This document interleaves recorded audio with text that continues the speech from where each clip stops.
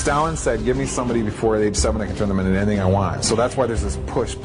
Get the kids into the school system, get them to not follow evidence, get them to only do as they're told, get them to be little robots, get them to think it's normal to march up in lines and act like little soldiers and so forth.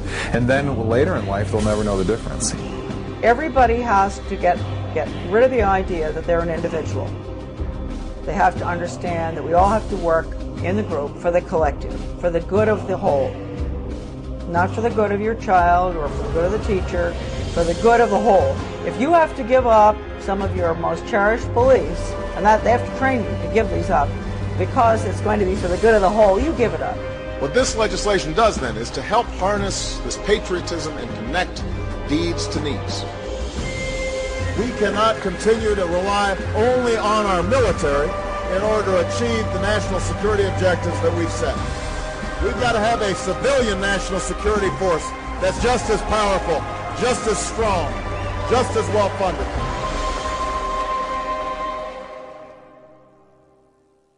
Those who refuse the Soviet influence in their own country would be character assassinated or executed physically come revolution. Same way as in the small town of Hue in South Vietnam, several thousands of Vietnamese were executed in one night when the city was captured by Viet Cong for only 2 days. And American CIA could never figure out how could possibly communists know each individual, where he lives, where to get him, and would be arrested in one night, basically in some 4 hours before dawn, put on a van, taken out of the city limits and shot. The answer is very simple. Long before communists occupied the city, there was extensive network of informers, local Vietnamese citizens, who knew absolutely everything about people who are instrumental in public opinion, including barbers and taxi drivers. Everyone who was sympathetic to the United States was executed. They've been turning on the American people and working against our interests for a number of years. And the people that you may be seeing that are going to be targeted to be put into these camps, these dissidents, these disenfranchised, disaffected people, the government would never, ever turn on the American people. They would never create a situation where they were so displeased with their government that the government may be forced to throw these people in concentration camps. They'd never do that, would they? My name is Sam Ozaki. I'm a native-born American citizen, Los Angeles, California, along with about 120,000 other persons of Japanese ancestry when Franklin Delano Roosevelt signed Executive Order 9066. We were all rounded up like cattle and placed into America's concentration camps. They had designated areas where people would report, and they were transported by bus to their, they called them assembly centers. They didn't have facilities to house 120,000 persons, so they took over racetracks, fairgrounds, places like that. Work in the camp was slave labor. In fact, they had us making camouflage nets for the United States Army. Now that was absolutely slave labor. Later on, I said, we should all have refused to work and then let the Army and the government come in and do all the chores that had to be done. But as I said, we had lost all our, not only our life and liberty, but also our finances. There were many parents who never even told their children that they had been in concentration camps because they were ashamed. We should not be ashamed. It was the United States government that should be totally ashamed of their behavior and putting 120,000 persons of Japanese ancestry in America's concentration camps. And you have to be alert because it can happen again.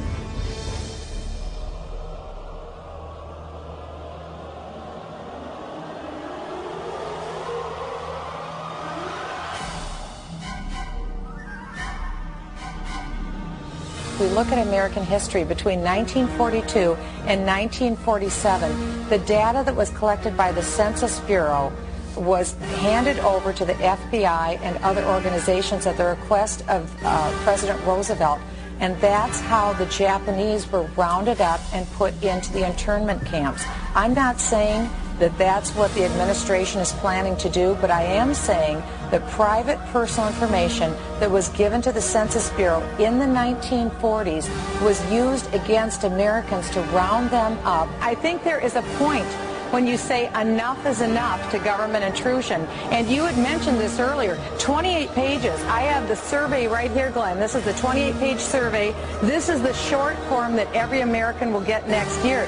Does the federal government really need to know our phone numbers? Do they really need to know, like you said, the date and time that we leave, mental stability? You know the one question that's not on this survey, Glenn?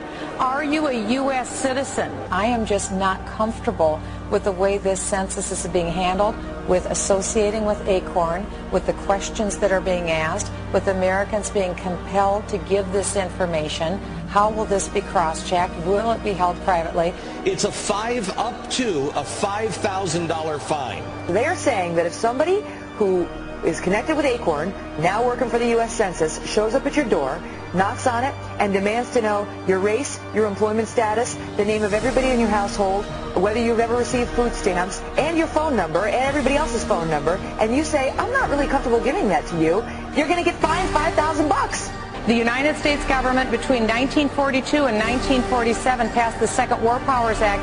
They used the U.S. Census information to round up the Japanese and put them in the internment camps.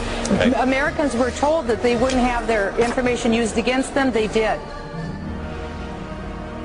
Census alert.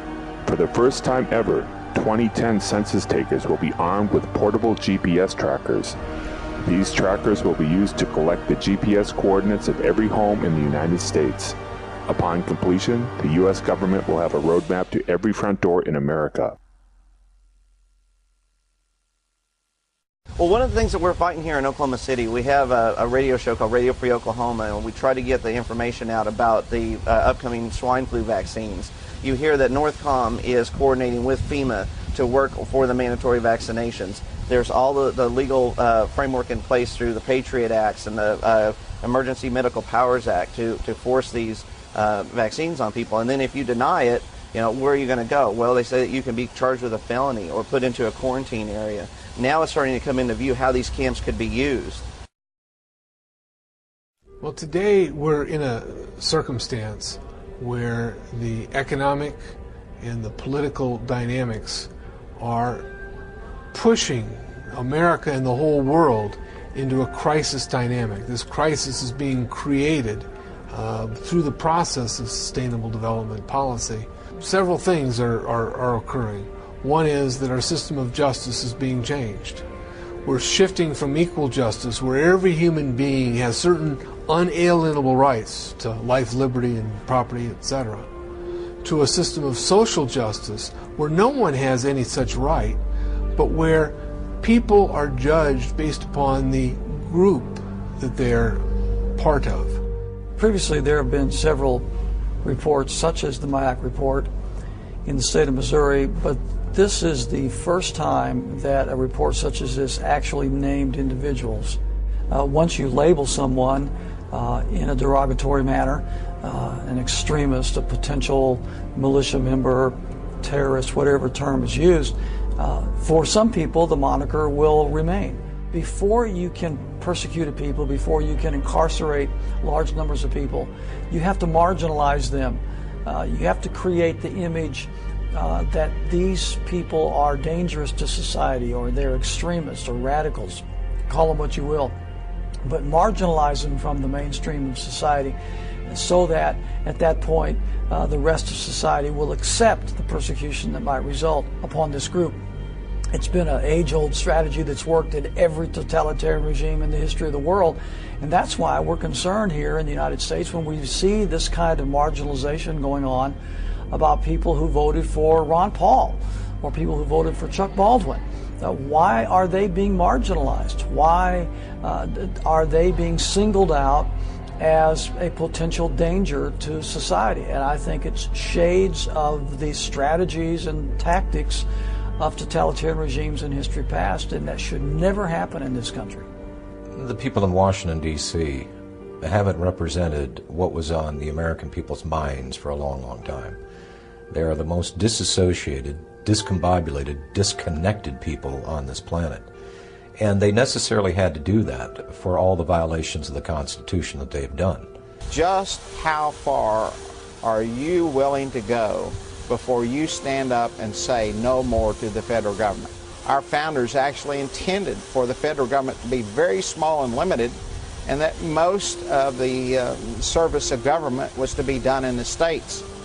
And so I think there's probably a growing conflict between states and the federal government. And I think there's some really good reason for the federal government to be concerned right now, because I think there are a lot of people in the United States that are beginning to say, where are we going to draw the line in the sand and say no more to the federal government?